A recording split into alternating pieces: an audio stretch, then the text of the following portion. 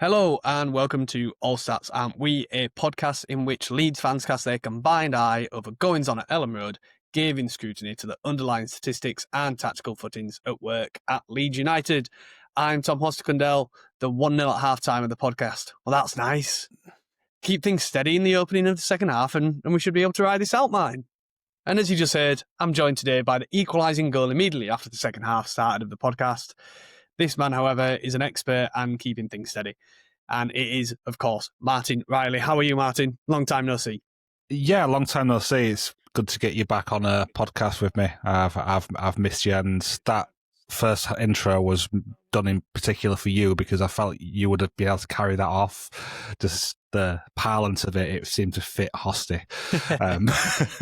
But I know I'm doing good. I've had a busy evening. I've already recorded one podcast tonight with for the preview with Adam and a guest. I won't spoil a guest until you watch it, but it'll spoil when you read the tweet, I guess. But yeah, so a busy night for me. I've had a nice tea. I've had lasagna, which was banging, proper banging with some chips. How about you, mate? How are you doing? And what have you had for tea? Yeah, no, I'm good. Obviously, it's been a while since I've been on, probably around about 6 weeks, maybe 5. I've been to Australia. I was actually going to come on with my medal today, and I've just been rushing around just before starting, so I've forgotten.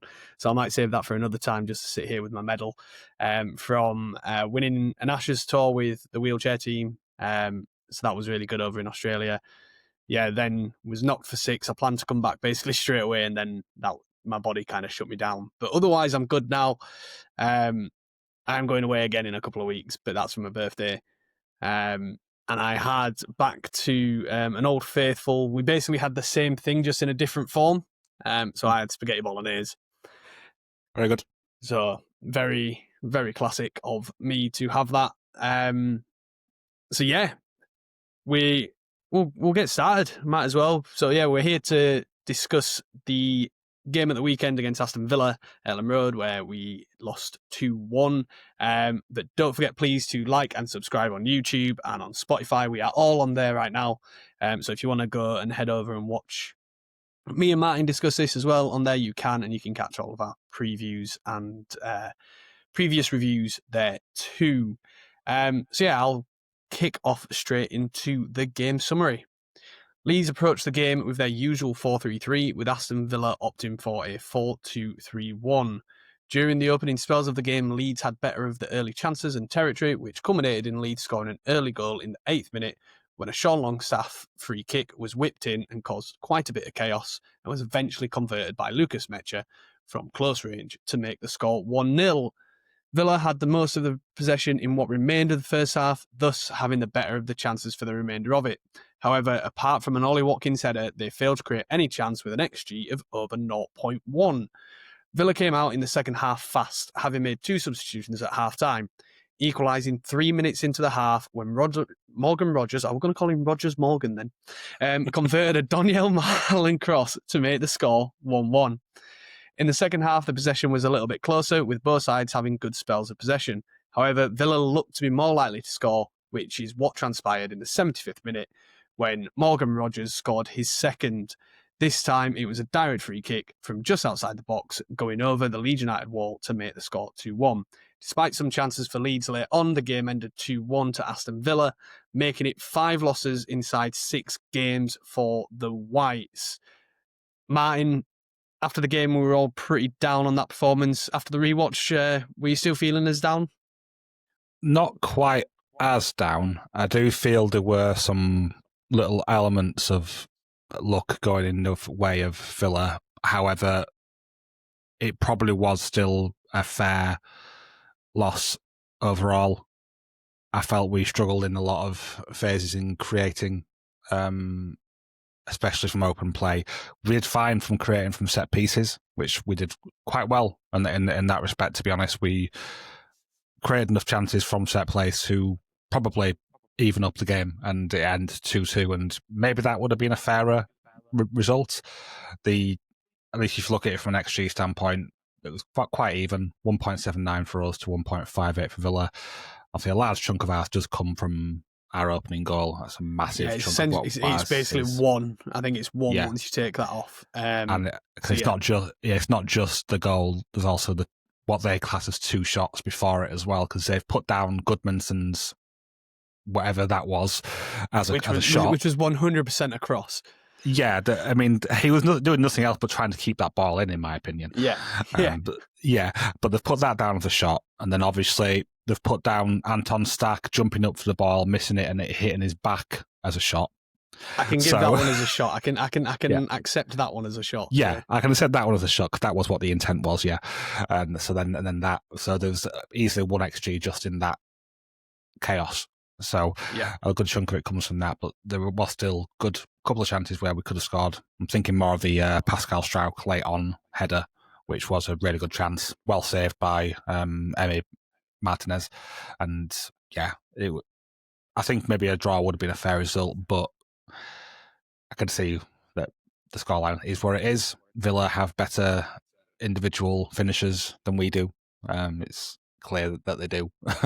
Morgan Rogers is in the England side for a reason, as much as some EFL covering podcasts think it should have been Morgan Whittaker who was called up.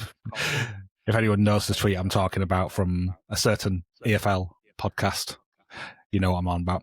But yeah, the game itself, there were some things that we did well, and there were some that we didn't do well, but we'll get into the nitty-gritty of all this throughout the rest of this. What were your thoughts? Yeah, I largely kind of agree. It wasn't as bad as I first thought on the rewatch, but it was still one of those where when we were 2-1 down, it didn't look like to me that we had the answers going forward still, but it wasn't as bad defensively as I think I thought it was in the first watch it live. But yeah, it wasn't as bad. It was one of those where I was watching it and I was thinking, if this was a game that was just a one-off, I'd kind of be very happy with it. I'd be like, okay, yeah, let's move on. But it's the 5 and 6. It's a trend that we are, when not being on the right side of these results enough, which eventually something has to give. And you have to try and get yourselves on the right side of that and find a marginal gain. And I'm not entirely sure that we're looking at changing anything to get at that marginal gain at the moment with Farker. Anyway, so yeah, that's kind of how I viewed it. Just on that Strauch chance that you mentioned as well, the commentary on Sky kind of said, "Oh, why has he put it close to Martinez? He's put it down close to the Martinez." And they were saying he should have gone back across goal. And yeah, sure, back across goal is also a good way. But the other second best one, or the first best one, actually, everyone's always tells you to head it down and try and let the bounce. And that went from 0.09 to 0.45 per shot XG. So like, it is just a really good save from Emi Martinez, right? Absolutely. Like Pascal Strauch does fantastically well with that header, and that's the real one where it was unlucky, in my opinion. Just looking at them now and seeing that the goal which got ruled out for handball with Dominic Calvert-Lewin, of course, that Dan James shot went from 0.18 to 0.17. So he made that worse. He made that worse initially with Dan James. But anyway, back to the game, back to the first half. We did limit Aston Villa to under 0.5 XG from open play. That was something which I thought was quite a nice setup from us. I don't know about you. How did you feel that we set up first half, and do you think that was effective in the first half? Yeah, I felt the out of possession approach in the first half was really solid. It wasn't just an entire shut down and sit back in a passive mid to low block and hope to do the best we can. We pressed high in certain moments, and Longstaff and obviously initially Stack and then Tanaka were almost man-to-man with Villa's pivot throughout the first half. It did continue into the second half, but it wasn't quite as aggressive. But in the first half, we definitely were making sure that Villa didn't have easy access to their pivot players. And I think they do a fair amount of pressure for them in those areas. So that was an important way for us to stop Villa from getting it forward quite as often. They were able to get some more longer balls going down the flank areas, and McGinn was a good outlet for them, and so was Buendia. So both sides they were able to get access to, but they did kind of more focus down our left side than our right, and I think that is a recurring thing which I've been seeing, something that Farker mentioned, which there is a question on a bit later on, so I won't touch on that too much. But I do think that we did do a good job in limiting them, especially in that first half. There wasn't really any chances of note. That Watkins header was the only one, which was even remotely big and more than a half chance. So yeah, I think we did a good job. Yeah, it felt like we set up in quite an aggressive mid block to me. Quite clear the trigger was to go on when Kamara got the ball and try and press him into forcing him down to Pau Torres, who they obviously felt like they could then get maybe a bit of hope from. And it seemed to work quite well within that first half. Yeah, I didn't really notice too much that they were focusing down either side, which is why I kind of phrased the question later the way that I did. But yeah, I felt like they kind of attacked down both sides pretty similarly. So yeah, I felt like that looked really good, and I think we all came out of that first half kind of saying we looked really well set up. We looked like a really good performance. Well, given the recent performances in recent weeks, it was a good performance. But that all changed in the second half, and as mentioned in the summary, Villa made 2 changes at half time. They brought on Jan Matson and Daniel Marlon. So how did that affect the game for us, and how did we react to it? Or did we react to it at all, Martin? Well, there's 2 ways it affected it. First of all, Luca Dean wasn't doing too well. I think he might have played during the week, so maybe he was a bit tired, and maybe it was a planned change, that one. So they wanted to bring some more fresh legs on there because Bogle was doing quite well and getting some decent territory down that right side, and I think they wanted to try to address that. And the other change, Marlon, this is something that Emery specifically talked about, said that he brought him on because he's better at making runs in behind, and he wanted that kind of thing from him, and that's just what he did nearly immediately after coming on. While I will say that we did make his life easier in that respect, so I don't think Emery can take all the credit for that. I don't think that Marlon was doing it any less, or I'm sorry, more than what Rodgers was doing it in the first half. It's just in that moment when that goal was created, one of the players, who we'll get to later on in another question, did not perform his duties very well, and that basically made the goal. But that change did definitely make an impact in solidifying their left side with Martin coming on, and then Marlon with the assist for it. But I do think a part of the Emery saying that the reason for it is just what a manager will do when a sub works out well and the score off the bench. It's like when Daniel Farker made that sub of bringing on, who was it in the Championship? Strauch and Rothwell. Rothwell, yeah. It's like when that happened. Obviously, yeah, you could say that was the intent, but he wasn't intending for them to link up twice in one game. It's just the way it worked out, and that I think is what's happened here. That Emery is just kind of giving himself a pat on the back for making that subby, but it wasn't too much to do with that, and more to do with us not defending situations well. I think what it also helped for them was just that it moved Rodgers more centrally and more deeper, so that he wasn't making those runs as much. I think, we saw in the first half he had a bit of joy when he turned Tanaka quite deep and was able to drive rather than being the player trying to go in deep and make the run for the space.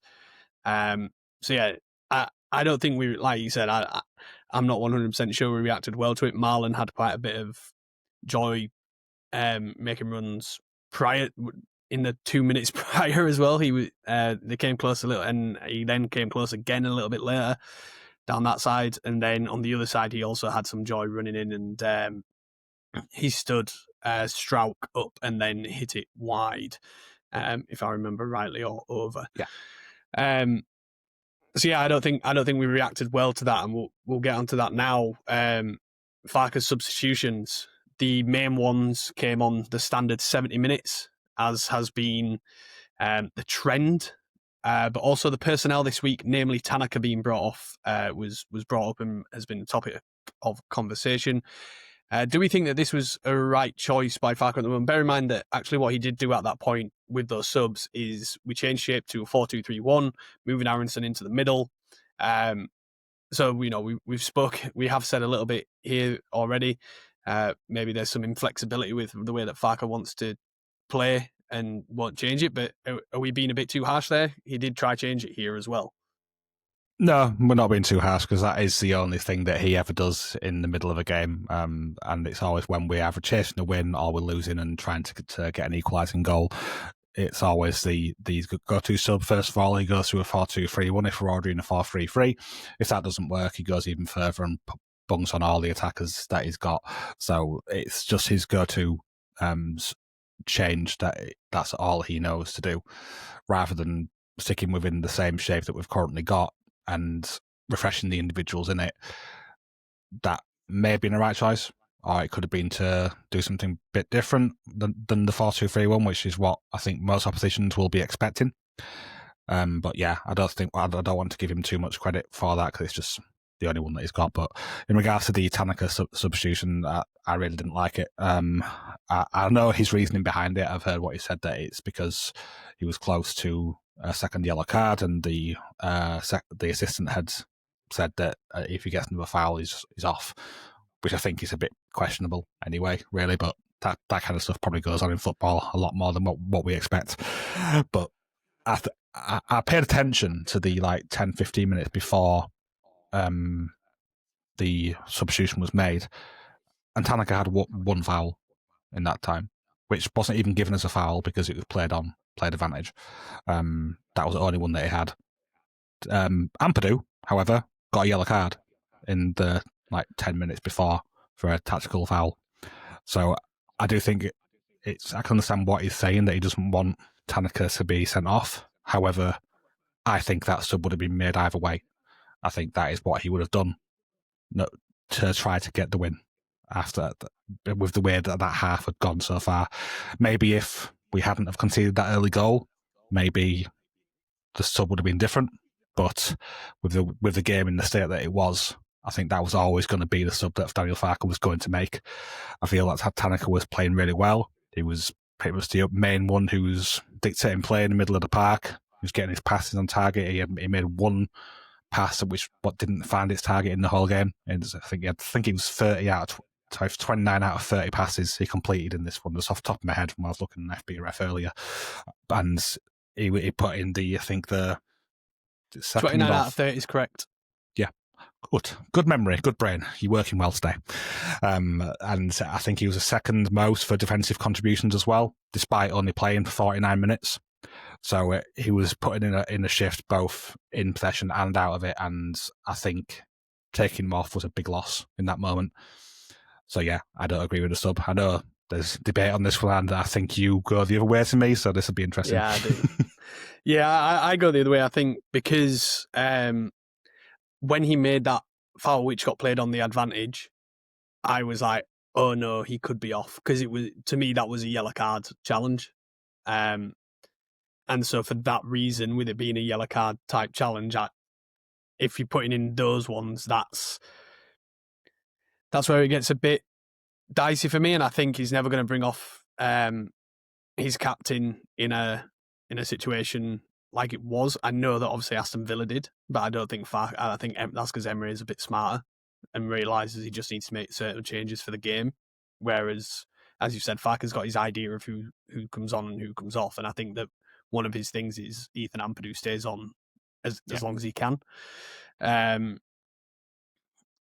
I think he probably just decided who the other side of me that kind of says in a slight defense, even though I know it's not actually a defense, but if I was to kind of try and be a devil's advocate, I think I said it in one of the chats as well, was that because of the stack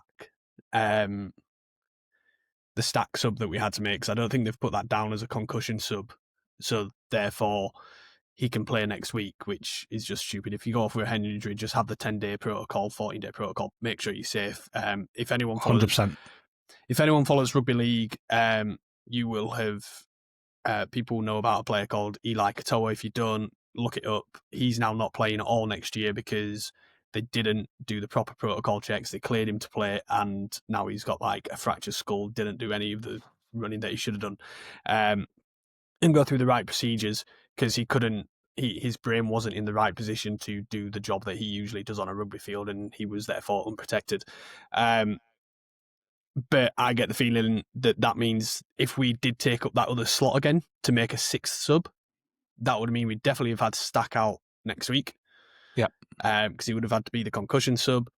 And I think he worried that, let's say, he keeps Tanaka on and then has to make that. So he has to bring 3 players on to try and make up for Tanaka coming off. And then he's not got Stack or Tanaka next week as well. Mm. And there's that sort of thought process behind it. But like I said, for me, I think if a player goes off with any sort of head thing, you should just be giving them at least 2 weeks. But otherwise, I agree with you. Like, it wasn't really, it is his go-to tactical changes, and then it's the 3-1-6, whatever, that he does. And even then, when we changed to 4-2-3-1, the build-up basically looks exactly the same, because as soon as you get into Aronson, he's just running into 10 men.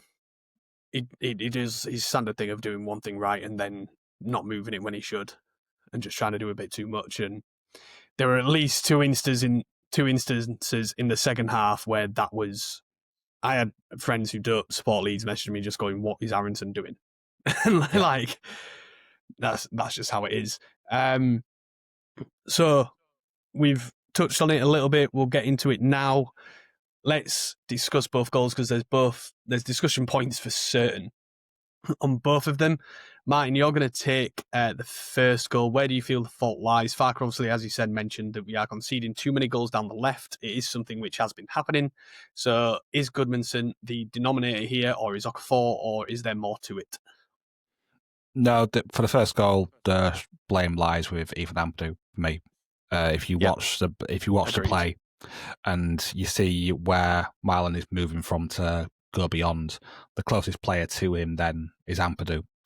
And does Ampadu follow him into that sort of wide place inside the box? That's the half space. It's the half space of the box. Really, the half space, yeah. Does Ampadu follow him into that space? No.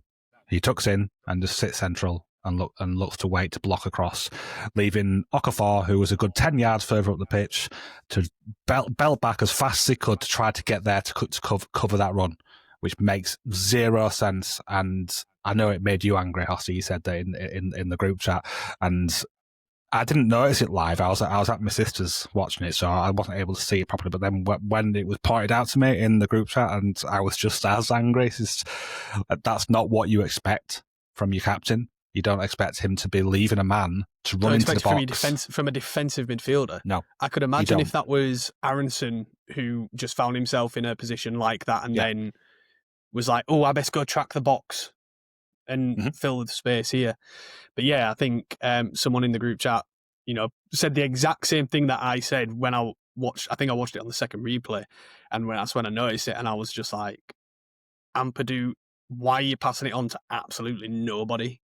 Yep. What he's done is the movement that he's done, the exact thing that he's done is as if there's a defender there to pass on playing that marker, so he's then gone into the fill in the box, and there is no one there. Because as you said, Okafor's 10 yards behind, so I wanted to see why Okafor was so far away as well. So I watched the start of that free kick, which is where it comes from, a couple of times. And so Tanaka's doing that thing where you stand really close to the ball to kind of stop them from doing a certain direct pass. And then that's left a gap between Okafor and Ampadu. Goodmanson wants to go and track Cash. So he tells Okafor just to push and take the player that's a little bit further forward. I think the ball comes back into the middle. So Okafor takes a couple of steps there, and then it comes back behind. And there's no one in this space, which is then where Ampadu should be cleaning up. And that's where Marlon's gone through. And so that's why Okafor's so far behind as well, because there's been this bit of a miscommunication of Okafor trying to fill onto the player which Tanaka was meant to be on, but he's not. And then, so I'm not putting blame there. I'm still putting it all on Ampadu because it should have been something that Ampadu should have been following in his man into the box there. And yeah, you said obviously Okafor tracked back and busted his ass to get back. There's been a lot that has kind of been said, obviously, that the reason that we're getting goals down the left is because Okafor's not working hard enough. There was at least 3 or 4 moments where he has come back and he has worked hard to get that ball back. Yeah, he was good in this one. He was good in this. Yeah. I personally think that the goals down the left-hand side are simply that is where the opposition is scoring. I don't think it's a case of we're conceding more chances down the left than we are down the right. Do you get kind of what I mean? It's just that the opposition are scoring down when they do attack down the left for whatever reason. Maybe that is it is unlucky. And with Farker saying that we are conceding too many things down the left, I'm kind of like, well, you're the coach. Coach it. Do something. Tell Goodmanson to not carry the ball all the way up to the dead ball line, or tell Okafor when he does that, you've got to drop back. But you're not, because what you want is your attackers going up there. Yep. We noticed that Bogle, at least, he does quite a few deep crosses attempts. So he makes the defenders guess a little. Maybe you start asking Goodmanson to do that a little bit more or something, because that's not what we see Goodmanson do. And if you say, like, Aronson does so much work down the right, then put Aronson on the left if you care that much. I know that, but if you think you're conceding and you think Aronson's got the goods defensively, do a switch. Yeah. See if that changes things. All things that can be done instead of just going, well, we're conceding down the left, aren't we? That can't happen. We can't do anything about that. No. We can't do anything. That can't happen. No. We can't be doing that. So yeah, it really annoyed me, did the whole goal and the way that he explained it and the way that he kind of fobbed it off as just being... It's like the I think you should leave sketch. It's like the I think you should leave sketch. We need to find who's responsible for this. Yeah, 100%. Yeah. That's what it is. 100%. If everyone doesn't know what I think you should leave is, the meme is the guy in the hot dog suit who's crashed into a shop in a hot dog car. And it's quite clear that guy. So yeah, Farker really annoyed me with all that, if no one can tell, because that was meant to be Martin's answer and I feel like I've spoken more on it now. Because I also want to talk about the second goal, so I'll start with the second one and you can finish it off. Yeah, go for it. Yeah, I'm going to talk about it from a keeper perspective. A lot of points have been put to regarding Lucas Perry, and obviously there's a lot of jury that is still out for him. I feel like it is a bit of a mindset of any keeper's crap, and then assume if we've got a backup keeper, they're always better. And with this goal, I think as a goalkeeper, when you're coming up, you're always taught that your wall protects that side. Your wall is to protect one part of the goal. The other part of the goal is your responsibility. And then, so the first things on that is Joe Rodon doesn't jump. He kind of like does a little jump onto his tiptoes. You can see from the height difference across everyone else, and the ball goes directly over his head. And I think Joe Hart did a really good analysis of it. He kind of talks about that when the ball goes over the wall at its highest point, it's 8 foot 10 inches. A goal is 8 foot, and when it hits the back of the net, it's at 5 foot. So that's a lot of dip from something that's only 20 yards out. You know, we've said it's at the edge of the box, right? That is a fantastic technique to get the ball to do that. You've also got to make that split second kind of decision as a goalkeeper of whether to commit or not. The ball's coming over a wall of, with Rodon's jump, maybe 6 foot, so there's only a minuscule amount of time of when he's going to see that ball, and then it dips down. Yeah.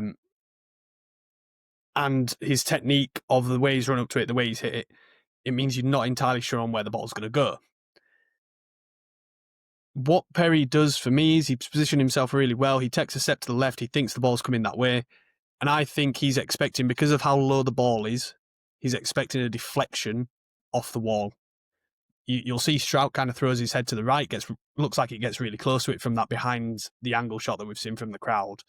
He looks like he gets quite close to it. Obviously, Roden doesn't jump fully, and it goes directly over his head, really. And then, so what he does is he shifts to the right, expecting that deflection. So he kind of jumps left, shifts right, and then as soon as it's not going that way, he's planted. He's not going to make another foot movement. So I actually think it's really unlucky for him. There's a lot of a guessing game when free kicks kind of come over like that. I don't think you can portion the blame on what is simply a really good free kick. I don't think you can portion it on Perry. I don't know if you're going to talk about Sitcross's issue with it and whether you think that was something which led to the fact that it shouldn't have even got to that point. But I'll let you take away mine. Well, I like your answer on the actual free kick and whether Perry was at fault. I agree with all that you said there, and I was pretty much going to be saying a lot of what you said. So I agree with all that. But I've seen some people saying that it's Pascal's fault for giving away the free kick in the first place. What else is he meant to do in that situation? Yeah, he can't do anything. He's done everything he can. Goodmanson slipped when he just received the ball. That's a situation that you don't plan for. Then he's out of position at that point in strike because he was expecting Goodmanson to be able to deal with that. So he's got two things he can do. He can either try to run back as quick as he can to try to shepherd him away, and he wouldn't have got there because Barkley was fresh. Barkley was at full place just about at that point as well. Exactly. He wouldn't have been able to stop it, get there first. Barkley would have scored. But you know, Barkley's he's good at finishing. He would have scored that unless Perry was really quickly off his line. And the only other thing he could do is try to slide and try to win the ball. And that's what he did. And I'm not blaming Strike for that one. It's just unlucky that Goodmanson slipped when he did, which can happen to any footballer, let's be real. So that's all I want to add on that one. Sorry to interrupt, just a quick one. If you're enjoying the video, be sure to like and subscribe to help us keep the content coming. And if you want even more, you can support us over on patreon.com/ASAW Patreon. You'll get bonus podcasts, exclusive articles, and access to our Discord community, all while helping us make more of the content you love. Thanks. Now let's get back to it. Now, the second half of the analysis, where we'll discuss specific players and performances in a bit more detail and get some of your questions in as well. In fact, we're going to go straight into the questions because we didn't really want to talk too much about players, I think, Martin. So Josie on Blue Sky basically asked and it's not even about a player either, this question, if we were to relieve Daniel Farke of his job, is it realistic that we could find a better coach than this particular German? There's always possibilities to improve in certain aspects of what a manager looks to do. Could we improve and get a coach who is better than maybe doing the possessional side of things than Farke? Maybe. But could we get someone in who is going to play to the strengths of this squad and react better in games? I do 100% think that we could. And at the moment, that is the biggest issue that we're having. Farke isn't adapting per game. He's not reacting to situations in matches the same way that his opposition managers are. Obviously, I know I mentioned before about Emery making a bit too much of his own subs, but he does still make those subs because of something that he noticed and something that he wanted to change, and that isn't ever anything we see Daniel Farke doing in the past 2 and a bit years that he's been our coach. He's never really been one to do that. The only subs that he makes is usually injury-enforced subs, and I do think that we can find someone who will make better use of the squad that we've got, because I don't think this squad is actually as bad as what it looks to be at the moment. It's not too much further up than what we are, but I do think that we should still be able to be on more points than what we currently are, and we would be if we had used this squad correctly. We have built a squad which is very capable of winning physical battles, playing the percentages, and I think that more than likely will have been something that was discussed with Farke before this season started. And he will have said that, yes, I'm willing to lean into that, but I will have my own principles. But as the season's gone on, he's not been leaning into it and he's going the other way. There were moments in this game where we were going longer, it was very few and far between, and we could have done it more often. And in fact, some of our best moments came from the more direct play. I'm thinking of the stuff where Bogle was hitting the balls long in behind for Matrix to run onto. Matrix had the beating of Pau Torres in this game a few times. Yeah. But I we mean, he didn't had him play for pace, big time. Yeah. Never mind his strength. Easily. And we weren't making use of that enough. There was too much shoehorning. Shoehorning. Think of what a shoehorn is and just passing around and around and around. For people on YouTube, you can see what I'm doing, but I'm trying to demonstrate for the people listening on just podcast.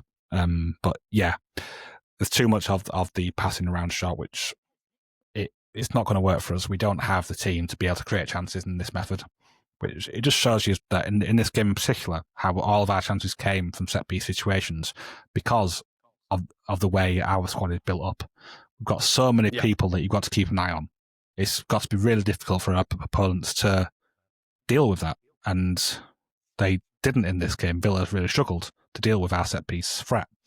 And if we can cause that much problems in set pieces without a set piece coach, I will add, which potentially... Without who you would also consider a set piece specialist taker, like Longstaff clearly has very good delivery. Like, delivery I didn't expect Longstaff to have. But, without someone who we've considered a specialist, we're creating danger. We're creating, like we said, what do we have? 1.9 XG or 0.9 XG from set pieces through this game. Will have been, yeah. But yeah, so I do definitely think we could find someone who would be willing to lean into the strength of this squad more, but maybe there'll be some deficiencies in other areas. So we might not get someone who would, say, be able to outpossess a team. We might have someone who's maybe a bit like Nuno, who I don't like for these sort of aspects, but I'm realistic now that we do need someone who can do that because it's probably the main way that we stay up now. It may not be great for next season, but I think that whatever coach we bring in now will just be a temporary coach. So that may be a difficult sell. Obviously, you don't tell them that, but yeah, I think it will be a temporary thing. Who we can make use of the squad that we've got now to hopefully in the future find a coach who's more long term. But I do think we can get better than what Daniel is currently offering us. Yeah, no, I completely agree. Names that are kind of out there are your Marco Rosas and your Bo Svenssons. Marco Rosa maybe due to the Red Bull link. Bo Svensson probably because he's an available coach who's coached in Bundesliga and also used to coach Anton Stack. He actually signed him for Mainz. But yeah, the fact that we've got these players who, I know there's some people who kind of will look at Longstaff and say that he's not very good on the ball, but you look at what he is good at. Like, he is good at winning the ball. He's good at intercepting. He's really good at, getting through and winning the ball back. And that's his job. That's what he's good at a very, very good level in this, in the Premier League, in my opinion. But if you want him to thread a pass, that's not who he is. And it amazes me that he's got decent set piece taking ability, but then can't do that when the ball's live. It's superb to me.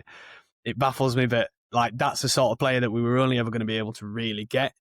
In my opinion, I think we'd probably still see that even with the players that Sunderland have got instead of us, that got in front of us I think we'd probably still see similar deficiencies within players because of how Farke is setting up. I think, let's say, I know it wouldn't have happened, but let's say Sunderland signed Longstaff and we got Diarra or Siddiqui, I think fans would be saying similar things the other way around because of Regis Labrie playing to their advantages and Farke not playing to their advantages.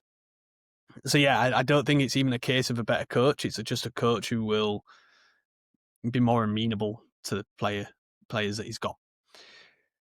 So again, this is not really a player question, but Oxist on Blue Sky, he's asked, how do we adjust our 4-3-3 to fix the defensive issues? So he feels that the offensive issues are more about personnel and profiles. So let's look at the defence first. I kind of touched on maybe a couple of this by kind of saying just give the fullbacks different, maybe slightly different instructions. Because I think it's the offensive instructions that's causing our defensive issues. That's my opinion. I don't know about you. I do agree. There is something to that. But I also think there is maybe some tweaks that you could do in the personnel of the midfield. I do agree. I do think that Brendan Aronson does offer more defensive protection and support to his fullback than what Okafor does. I don't think Okafor is anywhere near a liability. I think he's a competent presser. He's providing support and he's getting better at it as well. I don't think he's had to play in this kind of setup for a while. He's obviously previously been at AC Milan, and it's not the sort of thing that they would often do. I don't think they wanted too much of that from their wingers. I think he was able to be an outlet on the flanks for them, so he wasn't always asked to do that sort of defensive work. So I think he's getting better at it as time goes on. I do think that at the moment, Aronson it does offer a lot of protection to his fullback. When he actually wins the ball, he doesn't do a whole lot with it, but that's a different story. But I do think that potentially you could switch which flank Sean Longstaff is on. If you put him over to the left side and have him offering that protection and work rate down that flank, that could be a relatively simple solution. I mean, I know it isn't great for him being on the side, which he's weaker at because he's right-footed. That's why he's there. And Stack and Tanaka are they both right-footed as well, or is one of them left? I can't remember which. Yeah, they're both right-footed. Yeah. Yeah, but they're more two-footed than what Longstaff is. So I understand why he set it up in this way, but even if you just try to get them to switch out of possession, so you just get them to move around a bit, you can do that. They can be on the right side in possession and the left side out of possession. It's a relatively easy thing to do, at least when you get settled. It is and it isn't. If I was going to say like defending shapes, I think in transition you can't do it. Yeah, we've seen, just as an example, Strout, when he gets exposed on the right-hand side and is trying to usher players down the right, that's his big weakness defensively. Mm-hmm. That's where a player always manages to cut back inside. So there is that kind of thing also to think about. It isn't quite as easy with the central midfielders, I don't think, of their positioning. But I do think that that's also part of the defensive solidity on the right-hand side, because I don't think Ampadu's doing enough on the left-hand side. When he comes over, I think he prefers defending down the right than he does defending down the left. No, I would agree with that, because a lot of the issues recently when he has been at fault, and he has been at fault for a few, have originated from the left side. So yeah, there could be something to that as well, but it is definitely something which is in Daniel Farke's sphere of influence. He is the one who should be addressing that and trying to fix it. And if Ampadu hasn't been told about his mistake, he will have been. There's no way that he hasn't been. And he'll be aware of them as well. I just want to say that I feel like I'm digging out Ampadu quite a bit here, but I felt that after they scored that goal and he was at fault, he was actually really good for a lot of the rest of the game. And he made a few nice defensive interceptions and shepherded plays off the ball quite well and used his strength. So I'm not digging him out totally, but these are big moments and you expect more from your captain than anyone. I think it's not just it's the difference of the Championship and the Premier League, isn't it? It's you probably get away with that in the Championship, so it's not something. So naturally, that's kind of what he's done, because the ball comes in isn't as good. Rodgers doesn't get across as quick, so the ball actually comes back to where he is.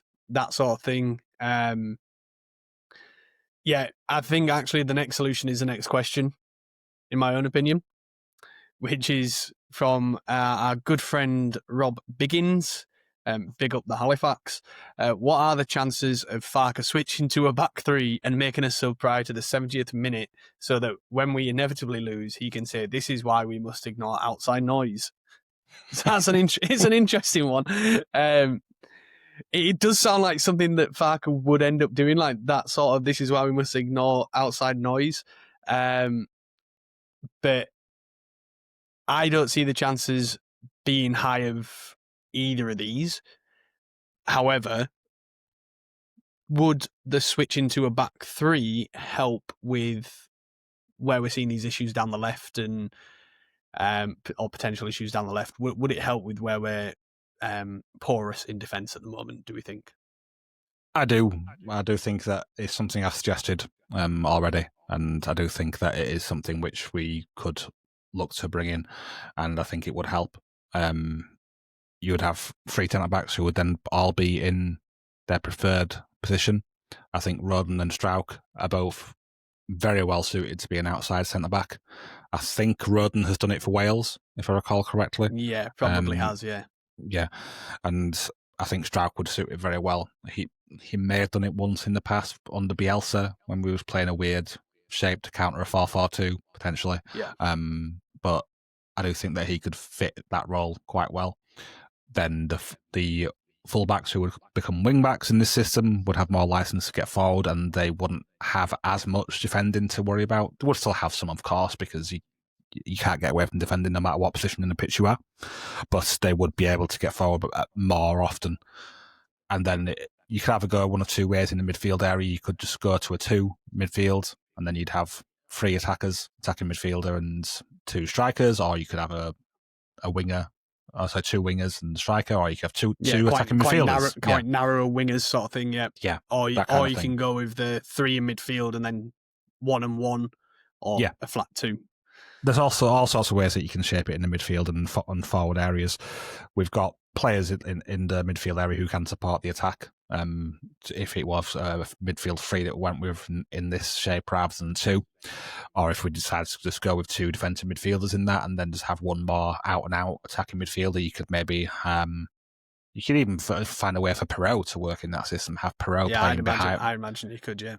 Yeah, you put Perot playing behind Okafor and Calvert-Lewin. That could be a very, very good setup. Or you could even have Macher and Calvert-Lewin up front, and then have Okafor making runs wherever he wants to keep him kind of a free roll in possession, to get him being effective wherever he can.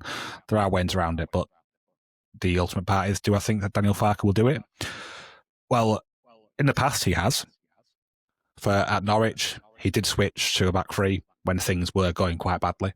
And we are definitely in going quite badly territory now. So there is more of a chance now, especially with our... You're just being emotional, Martin. You're just being emotional. Just like the rest of the fan base. I'm sorry. I expect too much. But yeah, I think the upcoming games are 2 are the sort of games that I could see him doing it for. It is still quite a low chance, but I think there's more of a chance in these upcoming games than what there was in the previous ones. And then about making a sub prior to the 70th minute. So finally, is there anyone who comes out of this one with any credit? Anyone who had a good performance? Yeah, I would have said Joe Rodon if he hadn't have done the thing on the wall. That irks me so much because of how no one's really said it much. But otherwise, I thought he had a very good game. He also tried to take the game by the scruff of his neck, kind of near the end when he made that marauding run up the right wing. I think, does Tony DeRigo go on, Joe, on the commentary on LUTV? I thought he came away probably quite... I think Mecha did as well. I thought he had actually quite a good game. A couple of loose touches, but otherwise, thought he came off it quite well. And potentially Goodmanson and Bogle again. Like, I don't think they had terrible games. I don't think Goodmanson... again, Goodmanson obviously made that error. There were a couple of times when he maybe could have been a bit more secure on the ball, but there were also times where his carrying and his ability to get past players was so good. I don't know if there's anyone else that you think there, Martin. Well, I would first of all say that I don't think anyone had necessarily a bad game. There were some average performances, and there were some big mistakes. Yeah, and some big mistakes. But one big mistake, a bad performance does not make. Yes. You can, just like a player can score a goal and be crap for the rest of the game. That just because someone scores a goal doesn't mean that they're automatically good. However, in this one, Obviously, Nemecha didn't really know a whole lot about that goal. Let's not give him credit for that goal. You got to be there. You got to be there. You got to be there. That striker's mentality. But but outside of the goal, he played really well. He was making some good runs. He was carrying the ball well when he received it. When he laid up Aronson for that chance, who I think Aronson got a bit unlucky there that he couldn't get a proper strike on it, and it sort of just hit his thigh and went wide. But he was doing well, was Mecha. And even that besides the goal, because like I say, he didn't know too much about that. But I agree with all of what you said about Goodmanson and Okafor and Roden outside of the error for the free kick. Trying to think who else. Bogle, yeah, he had some nice moments. Some nice whipped through balls, like sort of towards where Mitch was running onto. He was the one who got the pre-assist for that Aronson chance I was talking about, and he had a few other moments like that where he was getting balls along nicely. And yeah, maybe the closest player you could say who did have a bad game is maybe Aronson. But even then, he had some good moments. That was probably his second half. His second half ruined what was probably his best first half of the actual season, in my opinion. Yeah, he was very good. He was very good in the first half. Even technically, he was. Like, he had that shot in the first half, which was well saved by Martinez as well when it went through a few bodies, that volley. Mm-hmm. He caught that well. He caught that well. Yeah, he seemed to actually be making decisions in the first half, and then in the second half, he just seemed to forget how to play football. Well, forget how to pass the ball. I also just want to shout out Strauch for, there was a little moment where a cross came in and he did incredibly well to get in front of the attacker, get the header away, and then he blocked it straight, when the ball came straight back in and he blocked it again. And it was just like, this is really good defending against really good players. I think another one you mean was it when he was marking out Watkins? Was it Watkins? Yeah, I think he got in front of him from. There was a cross from the left hand side. It looks like Watkins is going to get there. Strout gets his body in front, gets header away, comes straight back in, and he's kind of landed, shifted his body to get behind the crowd and get in and clear it straight away again. Yeah, really, really good stuff. And another thing, Bogle was really good going forward. There was at least one moment where it looked like he'd kind of let a man into the box, lost him, and he somehow recovered, kept on his feet, and stopped the ball from getting into the box. I know what you mean, So I just think they had good games at, and it's one of those where I'm saying we discussed it at the start about how did we have the outlook on this game after like a rewatch from the immediacy. And it kind of looks to me, I feel like all these games that we're losing, and why I'm saying it is, we look like a championship team playing at the top of our level every game and then just losing because we're against Premier League players and we're against Premier League team. But I think, as you said, some of the players that we've got are above the championship level. Mm-hmm. For sure. I question whether Rampadu actually is now. I'm kind of like on the verge of thinking, is he just one of those players which are really good in the championship but aren't quite at Premier League level? I'm kind of having those questions about him at the moment, which is, I think we're all quite confident that's what Joel Perreault is kind of what I'm saying. Like where everyone's kind of saying that is Joel Perreault, I'm thinking is Ampadu. That's kind of where I'm at the moment. I don't know, like, I know that's kind of, but is that kind of how you see it as well, Martin? I'm not too sure at the moment because it could just be the team as a whole doing poor, which is affecting him more than it should. And he's just having a bad spell and he'll improve. I'd have to see how it goes for more of the season, but there is definitely worrying signs because this isn't the first goal that he's been culpable of, in my opinion. And like I said, I expected more from him. I figured that he would be one of the squad members who would step up well. I did have some niggling doubts in before the season started, just whether he would be able to do it, whether he'd have the agility and the turning pace to deal with the sort of attacking midfielders that he's going to be dealing with at this level. But I wasn't expecting these kind of mistakes. Is the main thing. Because these are quite elementary things, which I would expect better of him. Whereas if you look at the other way, Joe Roden, I think largely he's been excellent. I think he was the one that I was mainly worried about. He's adapted really well. I thought he was going to be too aggressive. and I thought he was going to lead to turnovers. And when he sort of pushing up hard against the back of an attacker, and then the turning quickly, and then the space behind. But we've not seen any of that. He's largely been capable. He's shown the pace to keep up with the level of the Premier League. He can deal with the intensity. He tries to take games like this by the scruff of the neck, like you said before, and try to drag the ball forward. And he's really has been a leader. And it kind of has been the opposite for Ampadu. And yeah, it surprised me, the difference in some of these games recently. Yeah, funny, the leader thing.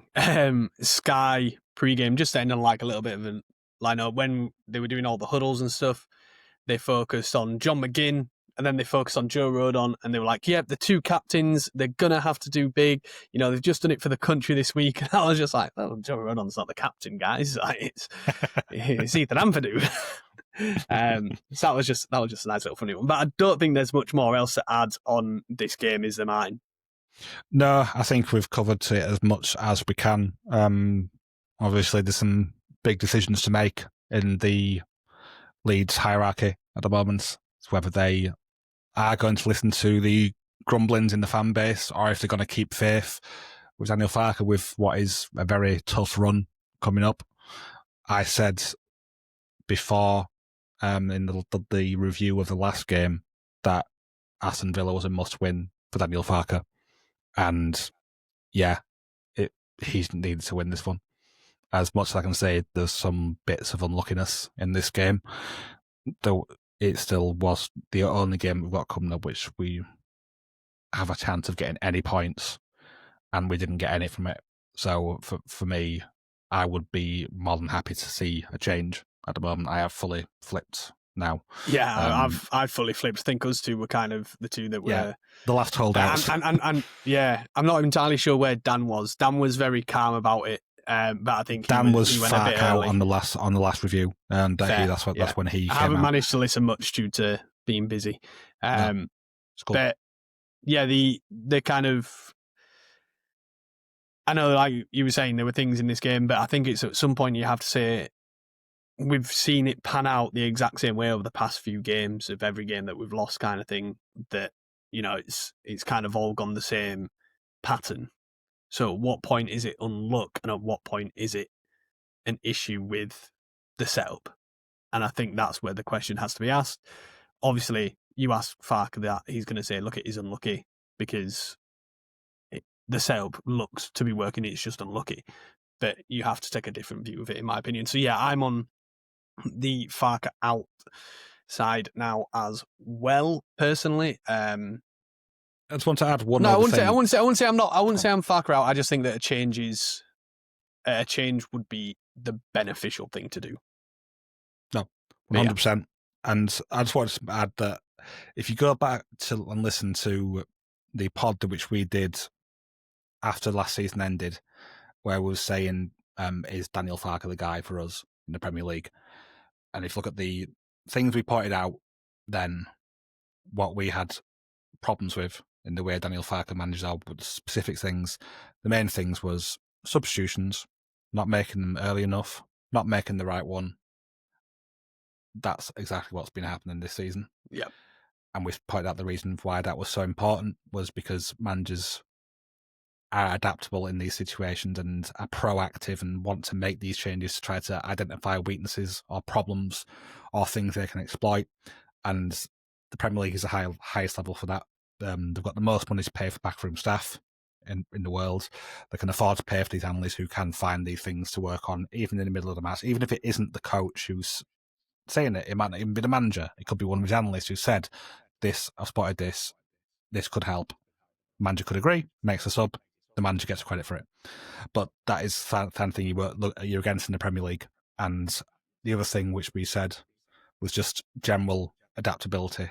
We weren't sure whether Daniel Farke was going to want to play a more pragmatic approach and sometimes not want to have possession of the ball all the time. And again, that is something which has been a problem for us. And I think we were one of the first media's contents for Leeds who really noticed this. We've been talking about it for about a month now. Yeah. Baron Cross at the Athletics on done it this week about it being an issue. I think there's been one in the YEP as well, but not by Graham, but by someone else. Or Graham's done it in his newsletter potentially. But yeah, it's something which, again, if you go back and you listen to our potentially our transfer window roundup pod as well, we kind of talk about how we've signed players to play a certain way, or if you go through the transfer window pods of when we've signed, or when we did pods during the summer and find where we've spoken about some of the players that we've signed, we speak about that you can see a pattern building with who we're signing, you can see how we're wanting to play, and you can see how it's going to be effective. But yeah, that's not what we've done. And yeah, that's why it's just been a bit frustrating, because we've reverted to the way that we were playing last year, where we said there was going to be issues. But yeah, we'll leave on that. I will remind everyone to like this video, subscribe, give us a review on Spotify as well. Head over to our Patreon at patreon.com/ASAW Patreon. YouTube, if Martin's video's gone, we apologise. But I am told reliably he is still there. So I am still here. Can you hear me? Yeah, I can. Yeah. We can still hear you. But that is all we have time for tonight. We won't be back for a review, for a preview of the Man City game technically, because that's already been recorded, so that will go out as well. So I might be back for a review of the Man City game. Don't know. We need to work that out, because it's going to be a tight turnaround. There could be some double podcasts coming in next week. We really haven't discussed that at all, have we, Martin, to be fair? No, not yet, but there is every chance that it's going to be a double podcast, double review and preview twice next week. Very good chance of it. So yeah, all that's left for me to say is thank you, Martin, even though you're not there, you ghost at the moment to me. Thank you as well, Hosty. Thank you to dear listeners and viewers, and I hope you enjoy the rest of your week, and arrivederci.